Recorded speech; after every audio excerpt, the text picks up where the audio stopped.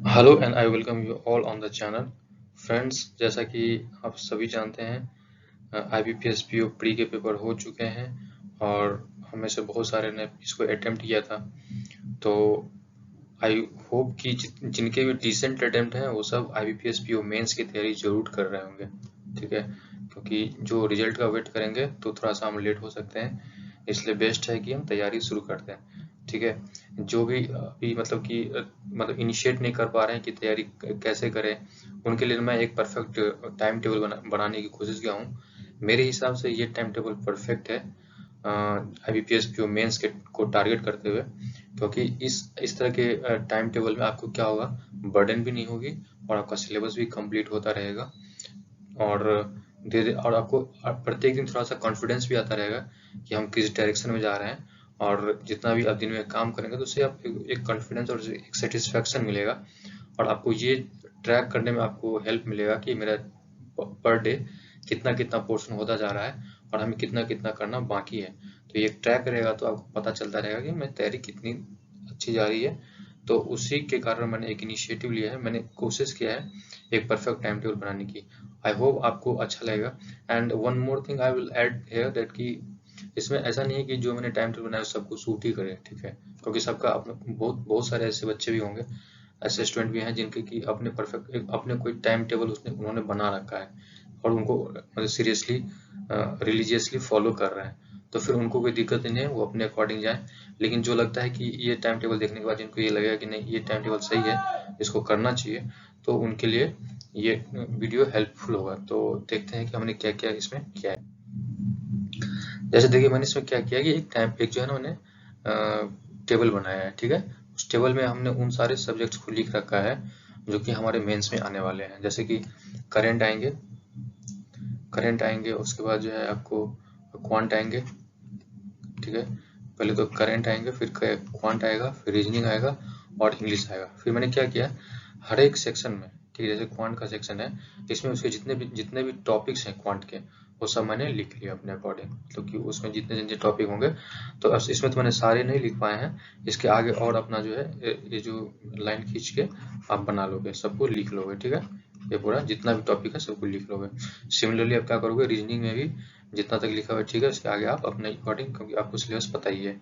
ठीक है, उसी तरह आप क्या करो, इंग्लिश में सब कुछ लिख लो, पैराजम्बल है, ग्रामर, क्लोज टेस्ट, इसमें एरर के क्वेश्चन भी होते हैं। ठीक है, और जो कुछ भी होते हैं सब आप इसमें लिख लोगे।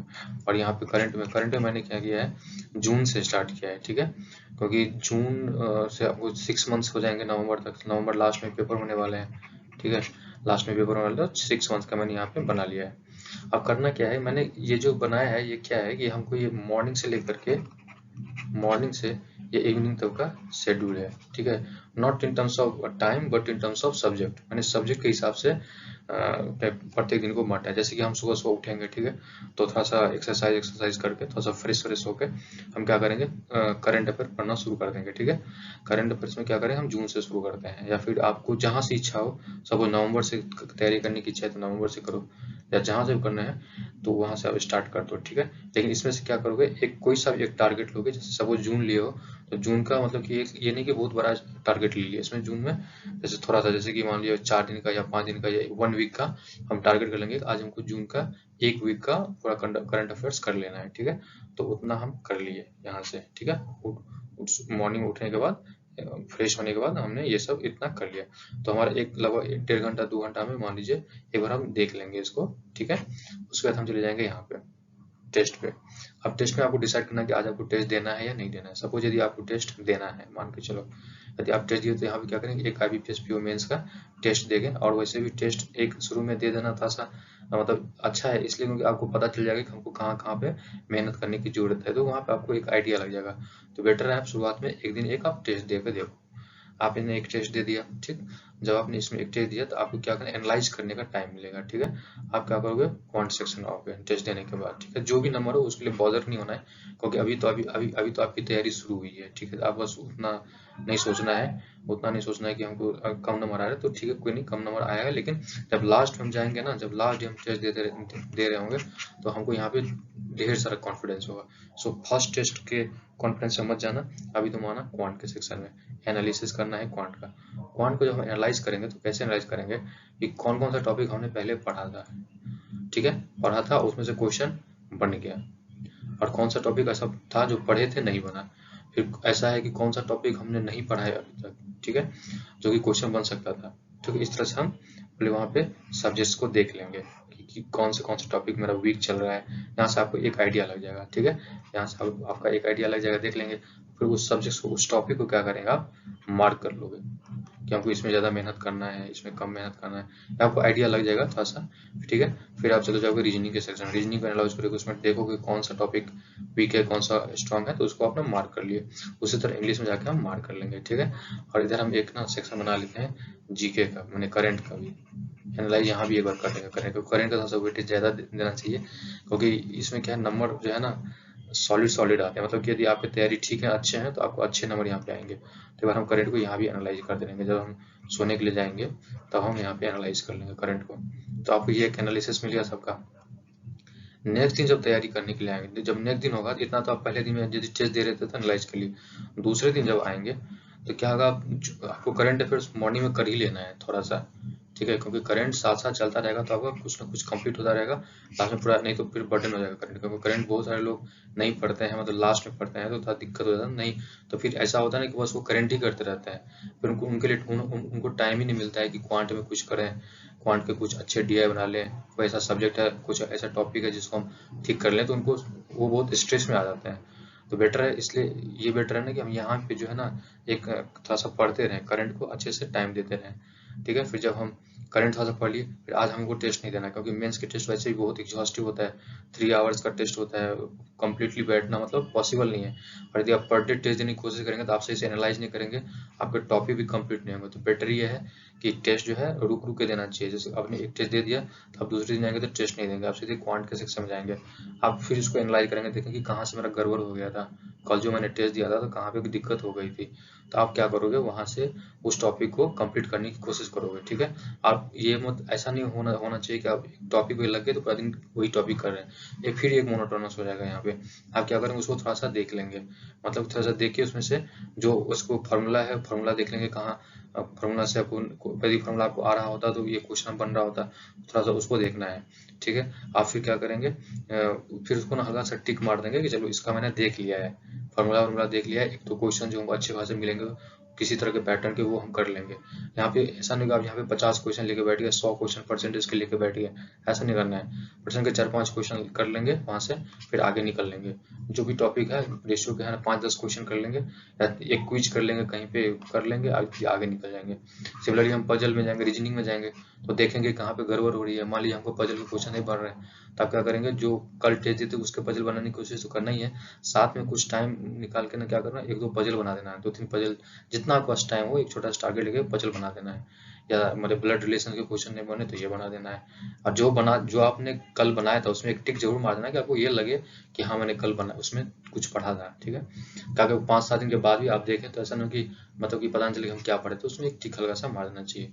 उसी तरह क्या होगा, वोकैब में हम जाएंगे, वोकैब इन द सेंस कि इंग्लिश में जाएंगे और देखेंगे कि इसमें कौन कौन से टॉपिक्स हमने कर लिए हैं, या हमें मतलब कि करने बाकी हैं, हमें करने चाहिए ताकि हमको नंबर आए।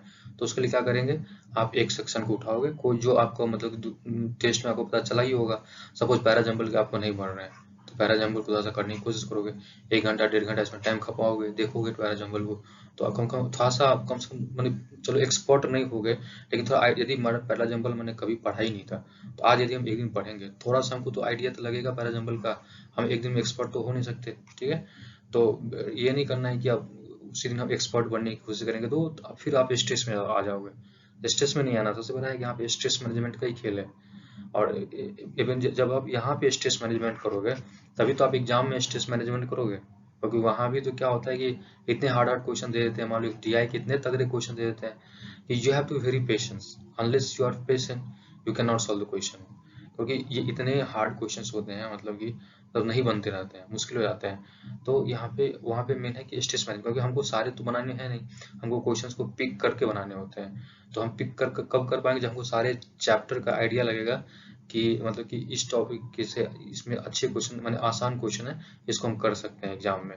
तो क्या करेंगे, तो इसलिए हम क्या करेंगे, यहाँ से हम स्ट्रेस मैनेजमेंट का भी एक मेरा ये मतलब हैबिट डेवलप होगा। ठीक, सिमिलरली हम तो इस तरह चले जाएंगे, फिर थर्ड डे आएंगे। ठीक है, थर्ड डे भी हम जाएंगे, उसमें क्या करेंगे, फिर करंट थोड़ा कर ही लेना है। ठीक है, फिर यदि टेस्ट देने का मन ना हो तो कोई दिक्कत नहीं, तीन दिन हम गैप, मेंस के टेस्ट के लिए हम 3 दिन गैप ले सकते हैं आराम से, 3 दिन या 4 दिन जो भी है, 3 दिन तो गैप ले ही सकते हैं। ठीक, और उसके बाद फिर जो है इसमें जाएंगे, इसमें से फिर हम कोई एक टॉपिक उठाएंगे, उसमें से कर लेंगे। ठीक है, इस तरह करते रहेंगे।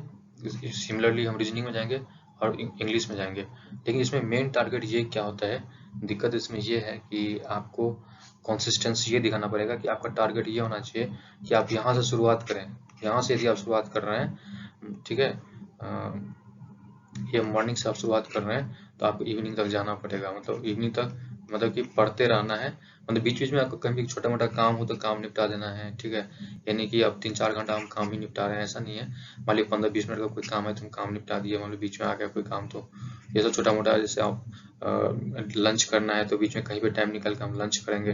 तो वो जैसे कि हमने यहाँ तक टेस्ट दे दिया है, टेस्ट वाला सेक्शन में चले गए हम, यदि हम या फिर हम क्वांट वाले सेक्शन में चले गए तो हम क्या करेंगे, थोड़ा सा लंच कर लें, हल्का सा हम फ्रेश हो गए, फिर हम फिर शुरू हो गए। ठीक है, जैसे कि मान लीजिए सपोज कोई लंच करता है 10 से मान लो 12, मान लो 10 से 12 मैं उसको नहाना है, लंच करना है, सब कुछ करना है, फिर 12 से उसके बाद तो प्रॉपर टाइम ही है ना, 12 से लगभग रात में 12 बजे तक तो हम लोग जाग ही सकते हैं, या फिर 12 से बीच में चलो हम गैप भी ले लिया 12 से 5, फिर 6 से 12 तो हम पढ़ सकते हैं। ठीक, इस तरह से हमको टाइम मैनेज करना पड़ेगा। हमको टाइम कम से कम इसमें इस तरह के कम से कम चाहिए आपको 8 आवर्स तो आपको चाहिए ही चाहिए। 8 आवर्स से कम नहीं होगा, 8 आवर्स जब देंगे तभी आपका सिलेक्शन हो सकता है। तो मेरा यही है कि आप इसमें जो है प्रॉपर लगो, इसमें सीरियसली फॉलो करने की कोशिश करो। आपको दिन में एक मोटिवेशन भी आएगा जब आप मॉर्निंग से लेकर इवनिंग तक पहुंच के सारे टॉपिक को, सारे सेक्शन को टच करते हुए चले जाओगे तो आपको एक सेंस ऑफ सेटिस्फैक्शन ये रहेगा कि अच्छा मैंने आज हर एक चैप्टर में थोड़ा थोड़ा तो पढ़ाई तो किया है, एक सेटिस्फैक्शन रहेगा। यदि आप छोड़ दोगे, जैसे क्वांट तक गए छोड़ दोगे तो आपको मन में रहेगा अरे रीजनिंग और इंग्लिश तो करना रह गया था। तो हमारा मेरा टारगेट ये होना चाहिए, शुरुआत में भले आपको थोड़ा सा दिक्कत हो रहा होगा, बट 2-3 दिन 4 दिन में आप ये अपना रूटीन बना लो, मॉर्निंग से लेकर इवनिंग तक में सारे सब्जेक्ट को अच्छे खासे टाइम लेके हम टच करते हुए जाना है मेरे को। ठीक है, तो उस तरह से आपको देखो धीरे धीरे क्या होगा ना, जब 30-40 दिन यदि आप फॉलो करते हो ये, तो आपका सारा सब टॉपिक सारा टच होता रहेगा, है ना, सारा टॉपिक टच होता रहेगा। तो मेरे हिसाब से ये मुझे लगता है कि ये काम करना चाहिए। बाकी आप लोग देखो, इट्स अपॉन यू, आपको काम मतलब करे तो ठीक है, और नहीं करे तो आपका जो काम कर रहा हो, जो जिस तरह का रूटीन था उसको फॉलो कर सकते हो। So this is an attempt to make a timetable for you guys, and if you like the video then subscribe my channel, and I will come with more such videos how to help you out in this toughest phase, or the phase of preparation we can say. So thank you guys, thank you a lot. I will meet again in the next video. Thank you.